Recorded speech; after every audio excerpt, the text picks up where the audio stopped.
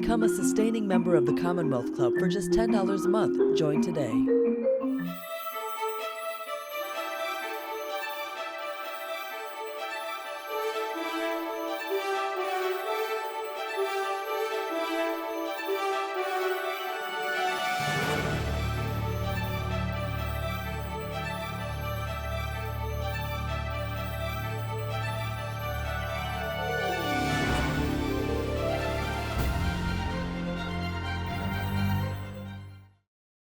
Well, hello and a good morning to all of you who are watching from the West Coast. We have a truly global audience today, so a good afternoon, good evening, and perhaps good night to all of you who are watching from different time zones.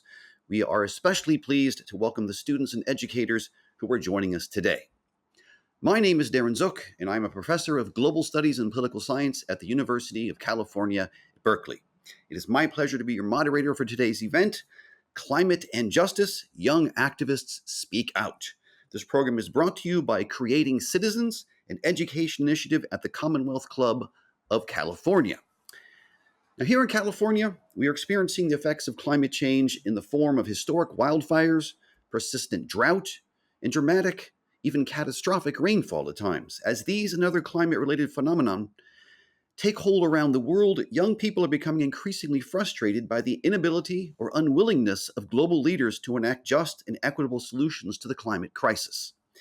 Today, I am joined by three young activists who are at the forefront of movements to mobilize youth to take the future of our planet into their own hands.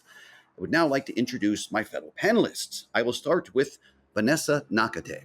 Vanessa grew up in Kampala, Uganda, and started her activism in December 2018 after becoming concerned about the unusually high temperatures in her country. Her new book, A Bigger Picture, My Fight to Bring a New African Voice to the Climate Crisis, was released last month. Thank you to the Ken and Jacqueline Broad Foundation, by the way, for providing free copies of Vanessa's book to the students and educators who are watching today. Samir Chaudhry is a Bangladeshi-American environmentalist and social entrepreneur and a freshman at Stanford University.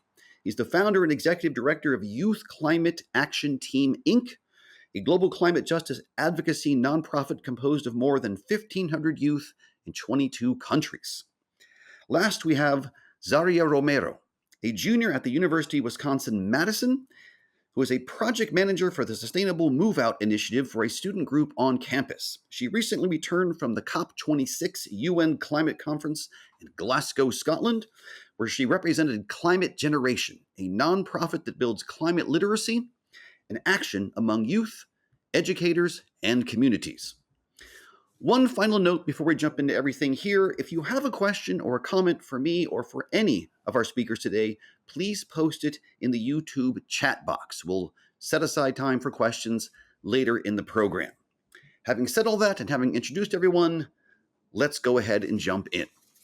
Now, I'd like to pose a question to start with to our panelists that goes like this. Every great journey starts with a great story. And so I'm going to start with Vanessa. And what I'd like to hear from you is, can you take us back to that moment or walk us through that moment when you became distinctly aware that climate change was something that had directly impacted your life? And also this, in the same time, when you thought you needed and had to do something about it. So Vanessa, can you walk us through that moment for you? Thank you so much. This was in 2018, and at that time, I was trying to find out the challenges that the people in my community and in my country were facing. And when I found out that the climate crisis was one of the greatest challenges that was facing the lives, that was affecting the lives of so many people in my country, I was surprised. I have seen and studied about climate change in geography class, but I didn't see the education of it that showed me that this was a reality of something that was happening right now, or the education that pushed me to, think about what could happen in the future if nothing is done about this. So reading about all these impacts that were already unfolding in my country, the floods, the droughts, the landslides, I decided I had to do something about it. But I was scared. I was scared to go out there. I was scared to start striking.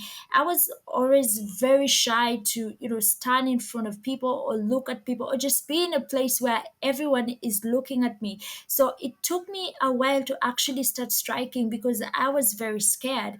And then this one day, in the first week of January, it was a Saturday. I felt like it was a crisis that continued to happen and I hadn't done anything about it. So I felt this urgency in my heart to start striking, whether I was, feeling scared of going to the streets or not. And I ended up having my very first climate strike on Sunday, actually. And then because I felt like I had taken a lot of time and I hadn't started when I had found out about this challenge. So when I decided to strike that week, I realized that Friday was already gone because these were the Fridays for future climate strikes. And I decided I would start striking on Sunday and then just follow up with the Friday strikes in the coming weeks. Thank you so much, Vanessa. I will turn next to Zaria. Can you walk us through your kind of moment of personal enlightenment or personal awareness that this was a problem that directly impacted you and that you had to do something about it? Yeah, thank you very much. So for a little bit of background, like ever since I was like young, I was always like outside and like that was always my happy place. And so when I was a junior in high school, I was scrolling through YouTube and I found this video that was titled 4 Years of Trash in One Jar. And I was amazed by this. I was like, what the heck? How is that possible? So I like watched this video and found out that this woman lives a zero waste lifestyle. And I had never heard of that before. It was really interesting to me. And the basic idea is to um, reuse everything you have with the goal of not sending any waste to landfills. And that was really the moment that made me realize like, I just like looked around at life and like how much waste is made like every single day. And I was like, this is so unsustainable. And it's, I don't know, you just see like trash cans full of garbage and there's no reason for it. Like there's, we can use like sustainable packaging and different ways that are reusable so that we can reduce this waste. And that was really the moment that I was like, that made me realize how unsustainable we live and that we need to change. Thank you for sharing that, Zaria. I can totally relate to that. I sometimes challenge my students. I say, try to go one day without plastic. And they're all shocked at how very difficult that is. Samir, I'd like to turn attention to you. And could you walk us through your personal moment when you realized climate change was directly impacting you and why and how you decided to do something about it? Thank you, Darren, and thank you, Zaria and Vanessa, for first of all sharing your stories. They're so inspiring. Really, my personal experiences in climate and why I do what I do really stems from my heritage. I'm Bangladeshi American. My entire family originates from Bangladesh. And at a young age, when I first heard, oh, Samir, we're going to travel across the Atlantic Ocean and visit Bangladesh, your home country, I was very excited. It was an amazing trip, yes, but I had idealized it in my head as some sort of perfect utopia. It's where my parents were from, and as a young child, I idolized my parents. I heard so much about it being such a tropical area, super warm. But when I visited, I distinctly remember the first step I took outside of the airport and the ride from the airport to my grandmother's house. I just looked out the window.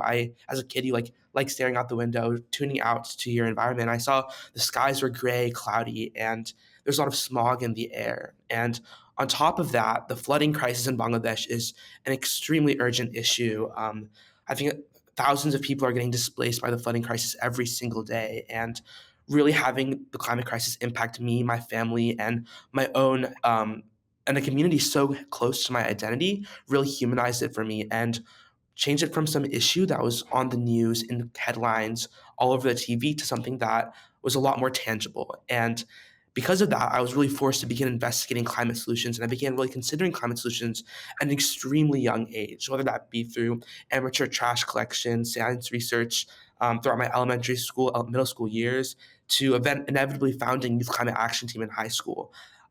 It's something that's always been at the back of my head because of those personal experiences I had at a very, very young age. Well, thank you so much for sharing that personal experience, Samir. For the next question, I have to do a little bit of personal background of my own, which is 3 years ago, I founded at UC Berkeley a project called it's called Words Over Time, and it's an intergenerational dialogue to bring together undergraduate students at UC Berkeley with persons, what are called third age learners, basically people from different generations, to start building a dialogue to see if there was some agreement. Because we, in one of the semesters, we focused exclusively on climate change, because I think climate change is definitely seen as a generational issue. That there's that frustration that says we have these world leaders from a generation that aren't growing up with the sense of crisis that we have, and that's why they're not acting. And what I discovered was, in fact, of course, it could be Berkeley. Berkeley is something of a bubble, but the generations didn't differ much. What people of an older generation said is they said we had that same sense of urgency, but it's just over time we lost it. That somehow other problems became larger, or we couldn't sustain action over time. And so looking at this struggle as you are from, you're at the starting point of this journey, I'd like to ask each of you, and I'll go in reverse order this time. I'll start with you, Samir. I'd like to ask you if you do see it as a generational issue, and if you are aware of the fact that there's potential burnout or there's potential, decay in the spirit of the movement. What are you doing, or what are you thinking of in the moment that can keep the focus on climate change, not just now, but say in 10 years as well? Samir? Yes, thank you very much. I truly do think that while tackling the climate crisis, we must mobilize across generations. But it's tricky because I truly believe at the end of the day that all change is catalyzed by something known as empathy. I'm sure everyone understands what empathy is, but I've done a lot of work with empathy models of social change and lecturing in higher education innovation classes. That if you are able to truly empathize with an issue, whether it be in business, entrepreneurship, policy, in climate action, you're going to be able to truly tackle it and really have that drive, that personal connection to go through with it until that issue is solved. And I think the problem that we have right now is that older generations simply can't empathize with the climate crisis, because at the end of the day, the climate crisis is an issue that will impact the Gen Z, the generation of today.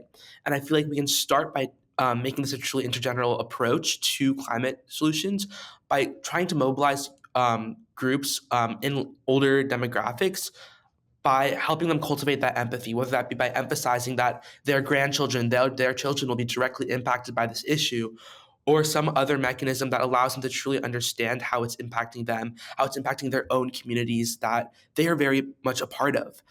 It's all about building that empathy, those personal connections, and expanding on those personal connections to truly drive action.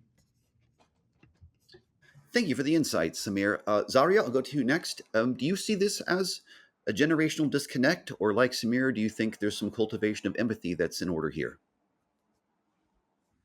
Yeah, I definitely agree with Samir. I think you made some really good points about like connecting people to the issue. And I think that may be why the youth are so tied to climate change and why we're fighting so much for policy change and action towards climate change. And I also think that like connecting to what you were saying, like bringing in the older generations and like talking about like local stories of climate change, I think that really helps bring the community together and realize that like these things are happening in our community and like I don't like that and we should change this. And also just like learning about other people's stories. Like when I was at the Conference of the Youth in Glasgow, there was a group of indigenous people from Brazil that were talking about their story of climate change. And it really was like just to hear their side of the story and how like strongly they're being affected by it and how deeply it's affecting their communities. Yeah, I'm hearing this. The spirit of connection seems to be something we need to work on here. Thank you so much for that, Zaria. Vanessa, how about you? How would you address, or do you even see a generational disconnect? And if so, how would you address it? Well, first of all, I want to say that an intergenerational conversation is really needed for us to achieve climate justice. You know, the climate crisis affects all of us, and it's important to know that as much as we are organizing and mobilizing, we are not the first people, to organize for climate justice. I know of an, inspirational woman that I got to learn about, the Professor Wangari Maathai, who did incredible work, in Kenya, advocating for, environmental protection in Kenya, through the planting of trees and respect of women's rights. So it's important to note that we need to have an intergenerational conversation. There is so much to learn from those who have been there before us, and then they also have a lot to learn, from us. I can also give another example. There is something that I learned this year that I didn't know about in, all the years I've lived on Earth, and it was about how, in my culture, the way that, people are named according to the clans, it was the clans were, for conservation of wildlife. So you find that different people belong in specific clans. For example, I belong in the elephant clan, which is the Njovu clan, and it means that I cannot, harm an elephant. I cannot.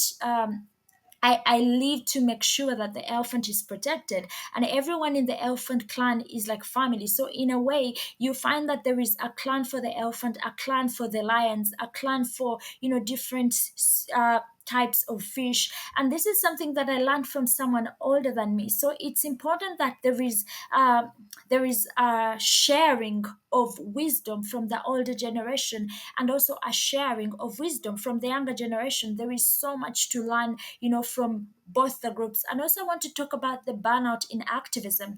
Activism can be very hard for so many activists. It's a lot of work. Many activists have to do school, have to do work, and at the same time do activism. So there can be burnout. I have experienced it, and I have been at a place where I felt like I couldn't strike anymore because I didn't have the strength. And I think this is why it's important for, activists to prioritize their personal, care, to have a personal self-care for themselves, because in the end we can only better take care of the planet if we are also doing well. So for the burnout, I think self-care is really important for activists, and also for activists to know that, they are not alone. Many times, when you feel like you're working on this climate issue all by yourself, it can feel like a lot of work. But when you know that you're different people, a global movement, this can help you easily take some time off and rest when you know that you need to. And I think that, again, on the issue, of intergeneration, I think it's really powerful when we all work together. Earth is our home, and it's our responsibility, and we don't want all the responsibility to be put on the young people. We all need to work together, regardless of who we are, or regardless of how old we are. And then there is something you mentioned in your, in your question about how people can, for people can stop, paying attention to the climate problem because of the arising of more problems. I think that it's important for people to understand the intersection of the climate crisis and many of the challenges, that people face, be it gender equality, be it eradication of poverty. You realize that the climate crisis is pushing millions of people into extreme poverty, keeping families in poverty traps, and poverty being, transferred from generations to generations. So we cannot eradicate poverty without climate justice. We cannot achieve zero hunger without climate justice. No gender equality or peace in our communities without climate justice. So you realize that most of the challenges that we see in the world, in a way, they are being exacerbated by the rising global temperatures. So that, I think, we need to create more awareness about the intersection of these challenges, and then for people to also understand the urgency. I had you mention that, in 10 years? Shall we still, be talking about this in 10 years? And I just really want to say that communities on the front lines of the climate crisis, they do not have 10 years to wait. The climate crisis is affecting millions of people right now in the global south. We have seen, the occurrence of climate disasters. Look at the African continent, which is responsible for only 3% of global emissions. And yet we are seeing the occurrence of hurricanes, of floods, landslides, locust evasions, rising water levels of lakes. So these are things that are happening right now. And the earlier we understand the urgency of this challenge, I think that it will help us understand that many communities do not need 10 years. They don't have 10 years to wait, because that means more devastation. Thank you so much for that, Vanessa. And I especially relate to your point about self care. I'm teaching a class this semester on human rights. And I say that over and over again, that you can't be a great human rights defender unless you take care of yourself as well.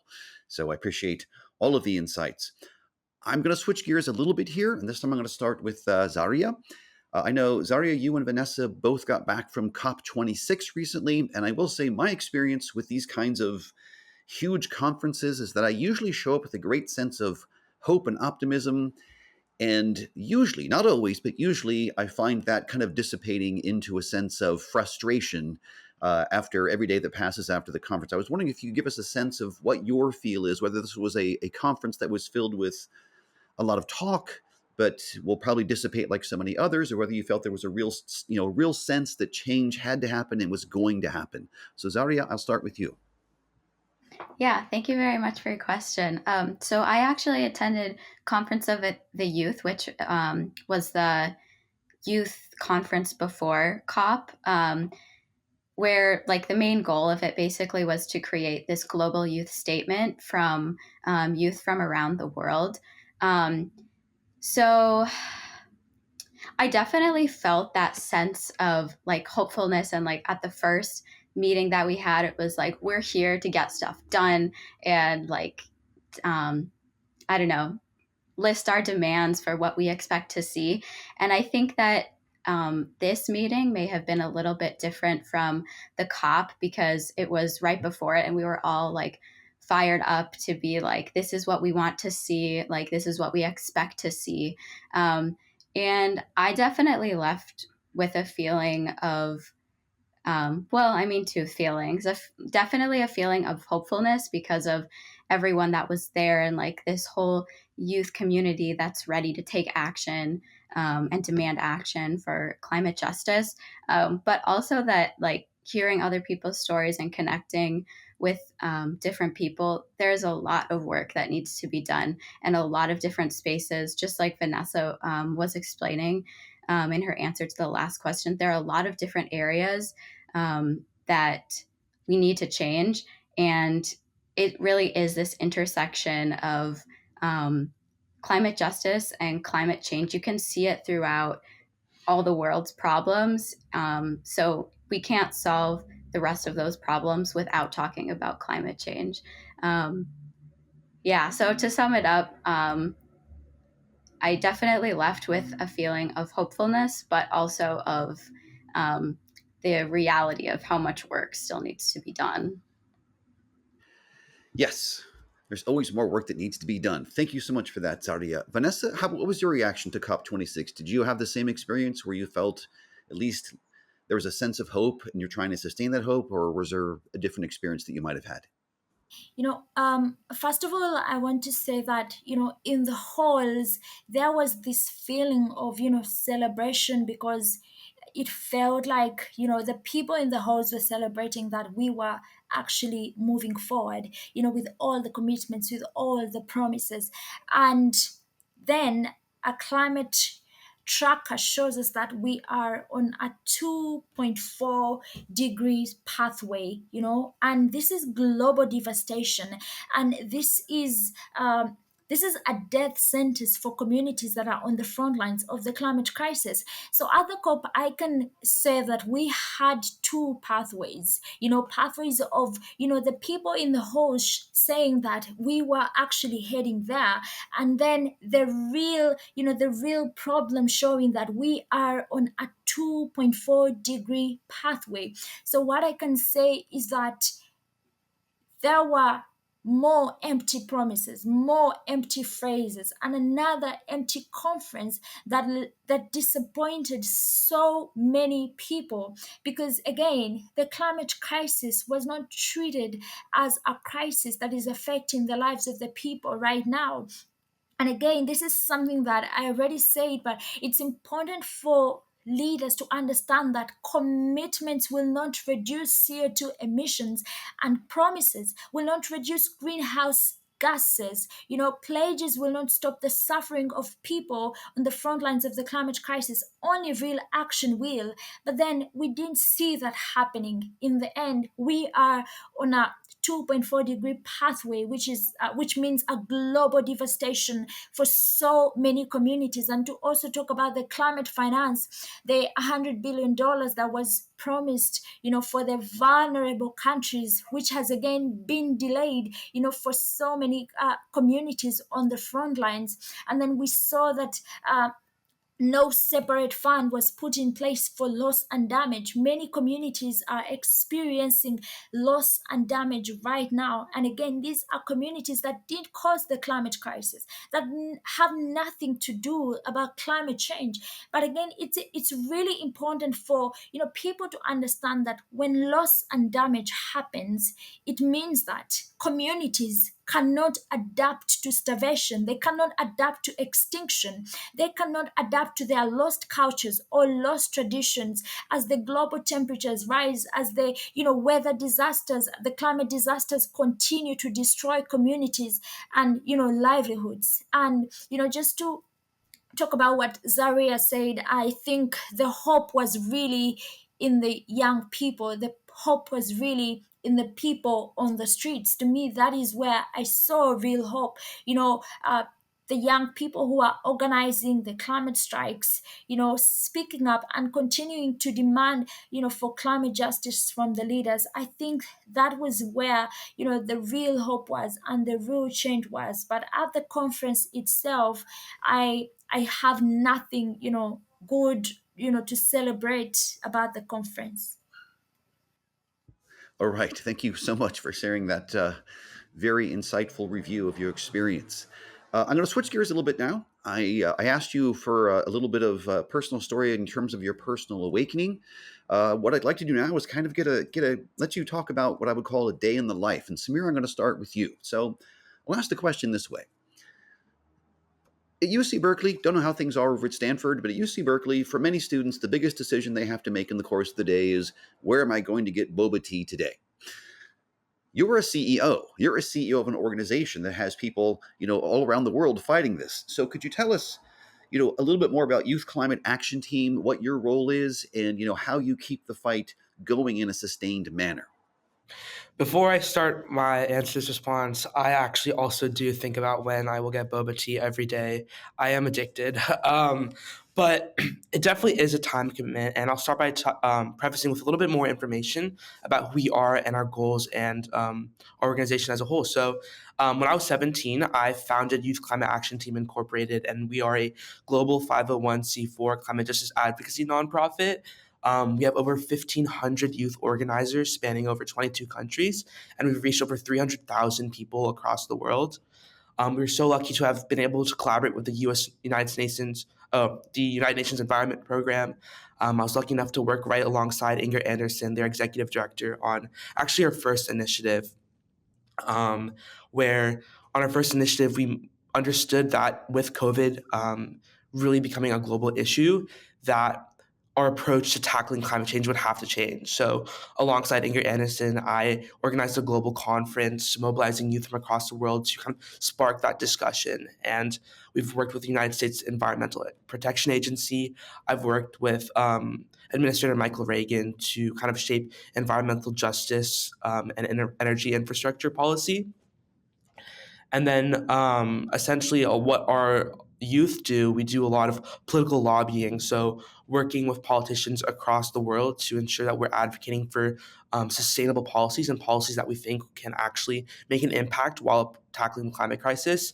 We have equitable climate leadership programs where, for completely free, we reach out to schools across the nation, across the world to establish climate leadership and initiative building camps over the summer after school. And we do a lot of research. We are currently conducting the Clean America Project, which is the world's first global teen-led energy study.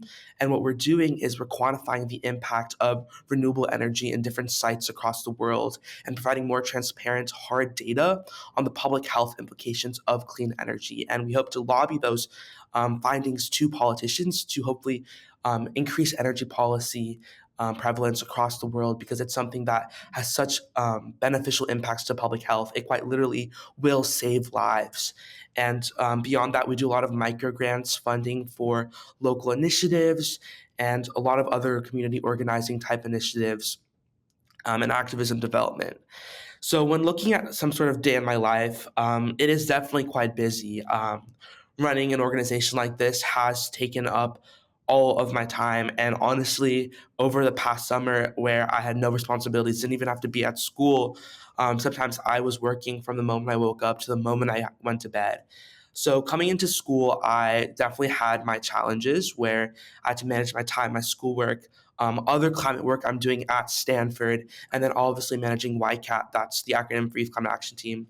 And I think it all comes from my team. I cannot speak more highly about them, how committed everyone is, and how easy it is to delegate the work amongst ourselves. So we are split in, we have a board of directors of almost 15 directors, and each director leads their entire branch that has hundreds of teams in them. And I think by truly splitting it up with my team members and truly creating a collaborative atmosphere of other people that I truly trust, I was able to really split up the work. So at the end of the day, me, myself, that I don't have to do 8-hour days anymore in college, and that I only have to be doing really, really administrative type affairs, whether it be doing financial type stuff where I need my name, or finalizing different types of initiatives, or giving the green light on the launch of a new initiative. So to answer your question directly and summarize everything I've just said, I would say just truly being able to have an atmosphere where I was able to split up the work with everyone has really made it easy for me to manage my time. Amazing. That's, obviously, if you're dealing with climate change, I expect to hear stories of very long days. And something tells me when I ask the same question of Zaria, she's going to tell me about long days too. So, Zaria, tell us about your work with climate generation. And if you'd like to, tell us if you like boba tea, since that seems to be a thing too. Zaria? Yeah, I love boba tea. I don't have it as often as it sounds like other people do. But yeah, so are you wondering like my work with climate generation or like my day-to-day schedule, I guess? A bit of both. I mean, it's really about, the first question that I asked was kind of about, that moment of awakening. And now the question is kind of along the lines of, walk us through, how do you keep the struggle going, whether it's with your work in climate generation or whether there's other things you're doing. Yeah. Okay. So I'll start with my work with climate generation. So when I was a junior in high school, after I kind of got on, like learned about the zero waste lifestyle and like challenged myself to do that, I wanted to create more of an impact in my community. So I got connected with Climate Generation, and they were leading this project throughout Minnesota called Youth Convening Minnesota. And the basic idea of it is different cities around Minnesota taking youth from or connecting with youth from those areas in those specific cities. So I'm from Rochester, Minnesota.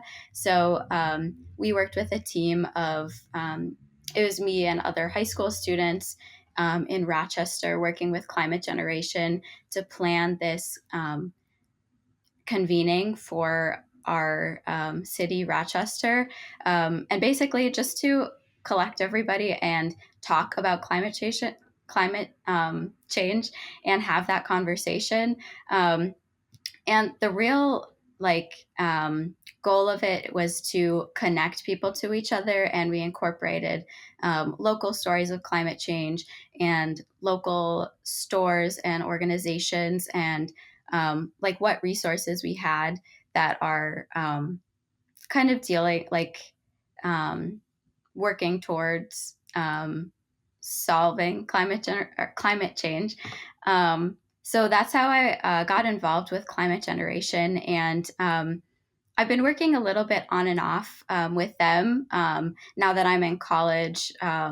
I am part of the student group Enactus on campus, and last year I established the Sustainable Move Out Project. And I started this project because during move out time in Madison, it's a big city and there's lots of students. We have, I think, about 40,000 students on campus. So during every move out, there's always like lots of furniture and stuff just like left on the side of the road, like, I don't know, mattresses, couches, desks, all these things that people just put out on the side of the road to get taken to the landfill because that's the easiest thing to do. You know, it's hard to move. You're pretty much moving an apartment every single year. So it's hard to move these big items to each place. So there ends up being a lot of waste that's sent to the landfill. And it's actually, I looked it up, and each move out cycle, Madison sends over 1 million pounds of material to the landfill, which is a crazy amount to me. And it doesn't need to be that way because more than half the stuff that's put outside on the road is perfectly usable, especially in college where, you know, you don't always need like the nicest furniture, or like you're probably only going to be using it for a few years. So that's where the idea for this project started. So we're still in the planning phases of it, but the goal is for next August to hold this move out sale where people can bring their furniture to this sale, and we can have kind of an exchange so that we can create more of this circular economy and you know, like keep these items in the cycle of use, so that we don't you know, just keep buying unnecessary things and creating more waste that doesn't need to be produced. I love the idea, and actually, if you get your template all worked out, if you want to reach out to the universities, get in touch with me, and we'll do it at UC Berkeley as well. Happy to sponsor a move to other universities. Vanessa, excellent. Vanessa, question for you. Same question for you about your day to day kind of struggle, but I want to add something to the question for you, which is, you know, the title of your book I find really intriguing, especially the part where you say you would expect it to say my struggle with climate change, but it says my struggle to bring a new African voice.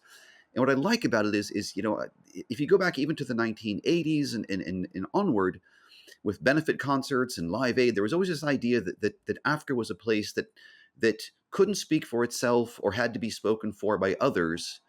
And you know, the title is kind of very much itself a moment of activism. It's like there is this voice. You know, there are all these voices that need to be heard. So, aside from just giving us an idea of what you do to keep the struggle going, can you tell us more about this struggle to bring the new African voice to the table to the discussion of climate change? Yeah, first of all, I want to say that I'm really happy to say that we are changing that narrative, and that there's so many voices on the African continent that are speaking up and demanding for climate justice. And I think that it is time for the voices of people from Africa to be listened to, because we are the ones at the front lines of the climate crisis. We are not responsible for the climate crisis, and many times we find ourselves being left out of conversations. It's hard to it's hard to have your voice, amplified or listened to or platformed. If you're from a country like mine, I have faced quite a number of challenges with that. Challenges of continuously being removed from pictures, not once or twice, or not being named, and many other activists have experienced some of these things, being stopped from entering specific rooms. So it's been a challenge, talking about the climate issues in spaces whereby few people are ready to listen, in spaces whereby few people are ready to pay attention or to platform you or to amplify your voice. And like you've said, society may think that someone always has to speak for us. That is not the case. I think that for many years, it hasn't started with us, activists of this generation. I believe and know that for many years, very many African voices have been speaking up for different issues, but the question is, have you been listening? The question is, have you been amplifying? The question is, have you been platforming? So it is not, a continent of missing voices or voiceless people. People have been speaking, but they are not being heard. They have not been heard, not just in this period of time, but for so many years. And of course, like I've said, we are changing that. We want the world to understand that we can speak up for ourselves. And we want the world to understand that we understand the challenges that are going on in our communities. It doesn't make sense for someone to talk about a climate crisis in a specific African continent without hearing the voices or the stories of the people in those communities. It also doesn't make sense to determine climate solutions for specific communities on the African continent, again, without seeking for wisdom or knowledge from the communities, yeah, from the people in those communities. So I think that it's time for people to understand that many voices from Africa are speaking out, they've been speaking out, and they're demanding for climate justice. And they know the climate solutions that work for their communities. So it is time to platform, because every activist has a story to tell, and every story has a solution to give, and every solution has a life to change. So we will only have climate justice if every voice is included, especially voices on the front lines of the climate crisis, and also to pay attention to the climate solutions. Climate solutions need to come from the people on the front lines. And just my daily way of life, I think it is almost the same with Samira and Zaria, and it's mainly around organizing and mobilizing for the next climate strikes, or for the next global climate strike, or school reach outs, or community reach outs, and definitely getting enough sleep, I should say. Yeah. Yes, I'm hearing the common theme that all three of you don't get enough sleep. Such a great point. I can't agree with you more about the idea there's so many eloquent voices sending a message, and half of the activism is getting the world to listen. So thank you for that insight. We're going to switch gears a little bit here. I'm going to cue up a video. We're going to hear now from Ana Alanis. Ana works in the development department of the Commonwealth Club. She experienced the climate crisis firsthand when her family home burned in a wildfire. So we have that video ready to go for you. Hello, my name is Ana Lilia Alanis, and I'm 25 years old. I am deeply inspired by today's panel, and I'm honored to have the opportunity to share a bit of my own climate story before kicking off the Q&A section with our panelists. I grew up in a working-class family and was raised in Coffee Creek, a small rural town in Northern California nestled in the Trinity Alps wilderness. Like so many places across the American West and throughout the world, My community has been increasingly threatened by wildfires that are exasperated by our changing global climate. 3 months ago, we were warned that a looming wildfire was suddenly barreling down Coffee Creek Road towards our home. That night, half of my town and my family home of almost 20 years burned in a wildfire. That loss alone brings me to my knees. But then Coffee Creek was hit by storms intensified by our warmer climate, and the massive amounts of rainfall caused flooding that took out our roads and destroyed my neighbors' homes that had survived the fire. It's too late to save my home, and I will grieve that loss for the rest of my life. But there are countless communities and ecosystems that we can still save from the worst impacts of climate change. And the need for climate justice is urgent, and the movement needs all of us. With that, I'd like to shift now into thinking about how we care for ourselves in the midst of the climate crisis, how we find hope, joy, and comfort. To care for myself and sustain my own activism, I cook, and I cook really good food. It's good for me in that I really enjoy the food, and it makes me feel connected to the earth. My food is plant-forward, flavorful, and nutritious. And to the best of my ability, I'm using ingredients that are sustainably sourced, produced, local, and are harmless to the animals and humans who power our food systems. With that, I'd like to turn back now to our panelists. Thank you for the work that you do in the climate justice movement and for inspiring so many of us to take and sustain action. My question for you all now is, how do you replenish and care for yourselves so that you can continue showing up in the fight for climate justice?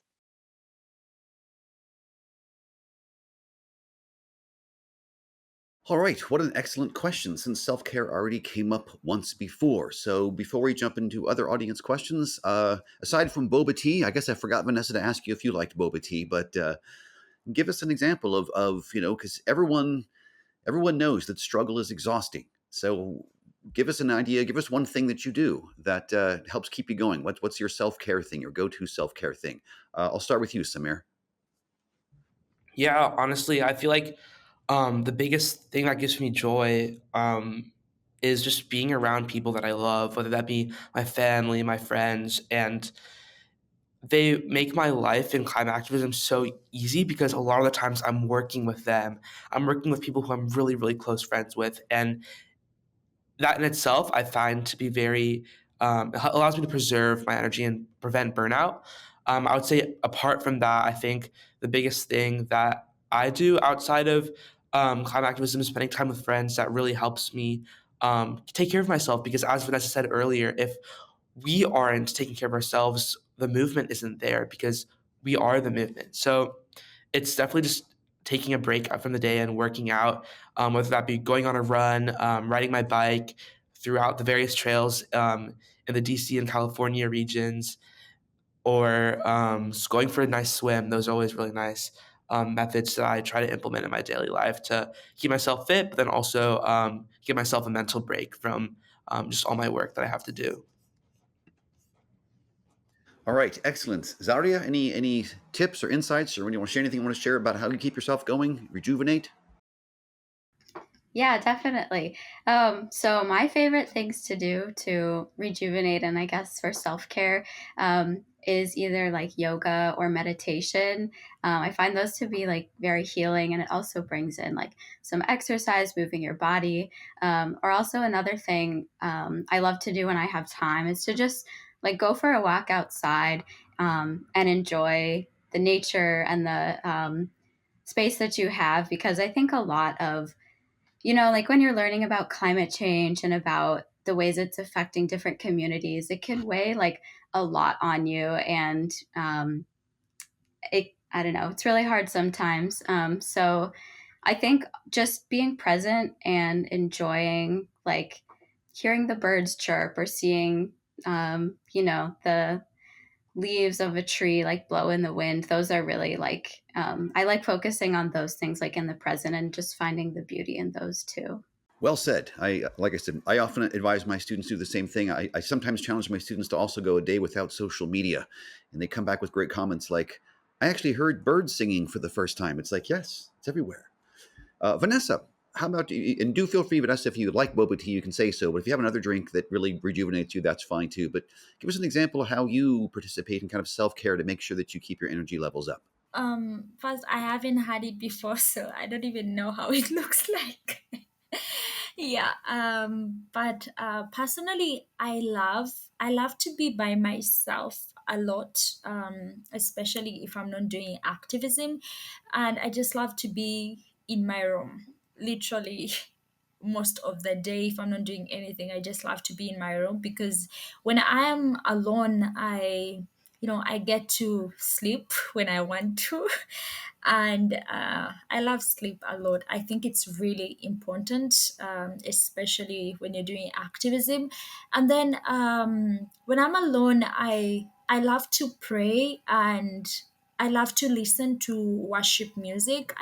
It really gives me a lot of strength. And sometimes I love to watch a movie. Yeah, I think those are the things that I really love to do. Yeah. Music is my thing too. I love to play music. And Vanessa, if you're ever in Berkeley, let me know because I will be happy to buy you a boba tea so you can experience it. And note that I say buy you a boba tea because I will not buy one for myself because I'm not a fan of boba tea. So there you have it. All right, got two questions coming down. I'll ask the first one, and I'll start. In this case, I'll start with you again, Vanessa, which is, we think of activism about breaking through and creating change, which is what it is, but it's also kind of pushing against or helping to shift the perspectives of people who are actually against you. So I think all three of you, I'm sure, have experienced people who give you pushback. So can you give us an idea of who questions what you're doing and who gives you pushback, and how you deal with the people who may oppose the message you're trying to bring? So Vanessa, I'll start with you. Well, I can start first of all by giving an example. While I was in Glasgow, I happened to speak at one of the, climate strikes. And, in one of the speeches, I talked about how the climate crisis was impacting the lives of so many people in my country, especially in the rural areas, and how people's farms were being destroyed, and how this in the end was affecting education of girls, and exacerbating the risks of early marriages for girls, and just dropping out of school. And I also talked about how many people end up losing their lives in the cases of landslides or floods in certain parts of my country.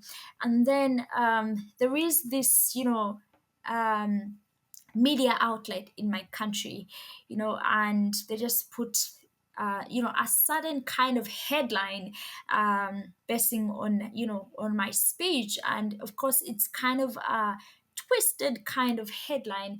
And they're all these comments from so many different people from my country, and many of them very young people, most of them my age mates, or younger or slightly older. And most of the comments were saying that I was lying about the climate crisis. And then, so it was like a mixture of two reactions: people who are saying no, you're lying, and people who are saying but she's not lying, and giving all these different news that have been produce, I don't know which word I can use, but different news that has been brought out, showing how the climate disasters have been happening, how some schools have been submerged, how some hospitals have been affected, how girls have been affected. So it was, to me, what it showed me was that there was a lot of lack of knowledge about the climate crisis. And I was trying to understand many of these people from that place of, I was, once in that place before, where I didn't understand the reality of the climate crisis and how much it was affecting the lives of so many people in my country. So I think that one of the biggest challenges that I have seen in activism, is people not knowing that what you're saying is actually real and what is happening. Because first of all, maybe this is not something that is being taught in schools, or this is not something that is really being highlighted by the media for people to learn. So I think that more climate, awareness needs to be created for people to understand that, when you're safe in your home, it doesn't mean that everyone else is safe. For people to understand that when you're going to school, it doesn't mean that every child, is going to school. So when things are going on well for you, it doesn't mean that everything is fine all of a sudden, for everyone else. Yeah. Absolutely. Thank you very much for that insight, Vanessa. I'll go next to Zaria. Can you give us an idea of, are there people who are opposing what you're trying to do or undermining your efforts, or what kind of opposition you get, and how do you engage with it, or how do you work through it? I don't know, just this idea that like it's going to be hard to change other people's perspectives and opinions because if they don't understand climate change. And I think what I would say to that is um, bringing it back to like empathy and connection. Like, I think these are really going to be the things that help people understand the severity of this climate crisis, and that will help bring those people into the conversation and help them realize, all the things that we need to do. And another thing is that I think a lot of people don't realize how many services that the environment actually gives us. And like one thing we've been learning about in classes is like exactly what those are, and even like monetarily like quantifying those numbers, which I guess appeals to some people that say like, why does this matter, why should we take care of the environment? Like, that's a reason why, because it provides us all these services that we don't even think about. Thank you, Zaria. Samir, any personal examples? Anyone try anybody, or how do you deal with climate change deniers, or has anybody questioned whether we need an organization like yours? And how do you deal with it? Yeah, there have definitely been times when, unfortunately, decision makers haven't really advocated for the policies that I really would want to see implemented. I think a key example of this is some of the work I did with Sunrise Movement, which is a massive nationwide climate justice organizing nonprofit in the United States. I did a lot of work around their Civilian Climate Corps policy, which is a visionary policy that would create a new government jobs program, putting a new generation of Americans to work combating the climate crisis. And I actually flew to California at the time I was in the DC area. That's where I originally am from. And over last summer, I flew to California to speak and help organize one of their massive mobilizations around that policy. And I feel like when it comes to decision makers not advocating for the policy we want, or us not seeing the action we want, again, it all stems back to cultivating the empathy around the issue. And how that manifested itself in the work I did with the Civilian Climate Corps was during this rally that we had right outside on the front doorsteps of a California decision maker's home. We all began sharing our stories with a massive crowd, a massive audience, on how the climate crisis really impacted us. And there's a lot of similar stories with the one shared earlier of how wildfires really scorched California, burned down a lot of homes. And I was fortunate enough to share my own experiences being Bangladeshi American and coming from a region of the world that is so directly impacted by the climate crisis. So I think it's all about really humanizing the climate crisis by sharing and connecting personal experiences. I think that's our best approach to combating climate inaction, climate denialism, and seeing the policies that we want to see in the world. All right, excellent. Thank you for the response and the insights. I would like to, I'm going to try to do this. I'm taking about 10 audience questions and transforming them into one. There's a lot of questions about using the word accountability and politicization. And the perspective of most of these questions is, number one, this has become so politicized because policymakers end up trying to take over the dialogue. And at the same time, we can't seem to hold political leaders or countries accountable. Now, this is going to be kind of an impossible task. And Zaria, I'm going to start with you, which is we're also getting towards the end of our time here. Can you quite concisely say if you have any insights on how we can hold policymakers, politicians, or whole countries accountable for the contributions, the negative contributions they make to climate issues? Zaria? Yeah, thank you. That's a very big question. um, Yeah, I guess what I would say to that is, I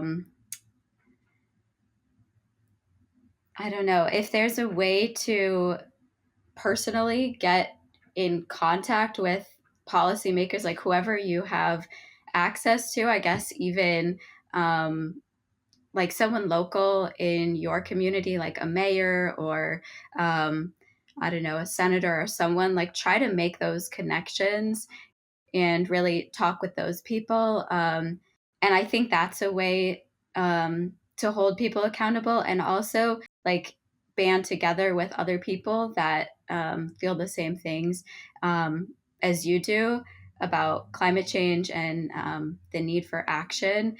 Um, and like when leaders see that so many of their community is concerned about and devoted to this issue, I think that's a way to hold them accountable, and also just keep demanding action if like you're not seeing what you want to see. Keep telling them that things need to change. And one other thing that I'll say is that um, I think a lot of the focus, and I thought this too, like the most change is going to come from government policy, national policy, global policy. And I think that's true. But at this point, like it takes a lot of time to make those policies and to create those laws, and especially getting that passed. So I think that what's really important to focus on is the things that you can do in your local community and start there, because those are things that you can change right now. And we need climate action right now. So while we should still demand action from national and global levels, we should really be focusing on the things that we can do personally, whether that be, I don't know, starting a company or demanding change from your local stores and what you expect to see. Yes, people often forget the fight is as local as it is global. Um, Vanessa, I know this is a large question, and I'm asking you to be concise and also giving you a large question, but how would you address the issue of accountability or lack thereof among the people that are in power, that have the power to affect change? How do you address that issue, Vanessa?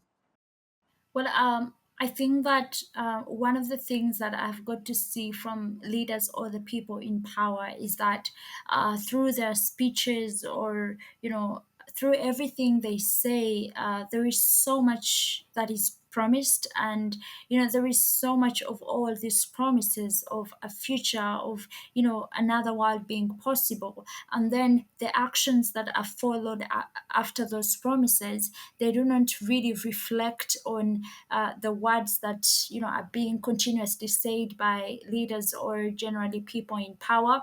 And I think one of the ways that we can hold them accountable is to mind the gap between their promises and their actions, because many times we may get really excited about the promises of a sustainable world, the promises of a healthier planet, and then we forget to follow up on the actions. Again, actions will be the ones that will stop the warming of the planet and the suffering of the people. It won't be promises. So it doesn't just end on promises or commitments or pledges. This has to be followed by actions for us to see that actually something is changing. So I think one of the ways is to really mind the gap between the promises and the actions of the leaders and the people in power. Thank you, Vanessa, for your response there. Now, amazingly, we have reached the point in the program where I am going to put out one last question. An hour has flown by. Members of the audience, I greatly appreciate all the questions. This is obviously a conversation we're going to have to keep going in the future. But for now, to wrap things up, I'd like to give each of the speakers, one last question. The question is a big question, but I'll ask you to be concise. But the question looks like this. If you could say one thing to young people who want to make a difference in the fight for climate justice, what would be the one thing you would say to them? And I'll start with you, Samir. If I could say one thing, it would be think globally, but act locally. Um, Like Zaria said before, change really comes at a grassroots level within our own communities. And this is a global crisis, and it comes by holding our decision makers accountable. I know there's just a lot of dialogue about that. That means vote, pick up the phone, give them a call, tell them what you want to see enacted in policy, write them a letter, because at the end of the day, these decision makers are supposed to represent us. And I think if we think globally, act locally, we can definitely take a step towards tackling the climate crisis. All right, well said. Zaria, I'll go to you next. If there's one thing you could say, what would it be? Yeah. So what I want to say is that your imperfect efforts to fight for climate justice are perfect, and you just need to, you know, just try, and that is going to be perfect. Also, stay hopeful and know that there is a large community of people in the world that support you and are here to help you. All right, thank you, Zaria. Vanessa, would you like to add to this? If there's one thing you could say to the youth activists of the world to keep the fight going, what would it be? Well, I think that that would be something from a place of faith, and that would be believing in yourself as someone who, can be able to do something that can transform the world.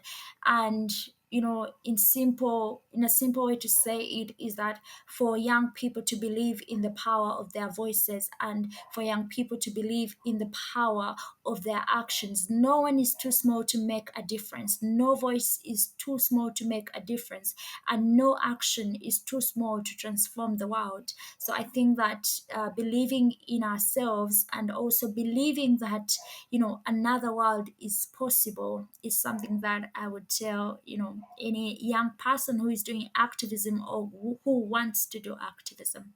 Thank you so much for that. And now is the time when I have to give a huge and sincere, heartfelt thanks to our three speakers, Samir Chaudhry, Vanessa Nakate, and Zaria Romero, for all of your insights today, for sharing your climate stories and the vitally important work you're doing to address climate injustice and inspire young activists around the world. I think I can speak for everyone here today, including myself, that we will leave this program feeling more hopeful and inspired than we did when the day started. The Commonwealth Club will soon be posting the video of today's conversation to their website. To watch the video and support the Commonwealth Club and their educational initiative, Creating Citizens, please visit www.commonwealthclub.org. I'm Darren Zook. Thank you so much for joining us online at the Commonwealth Club today. Onward into the day we go. Take good care, everyone.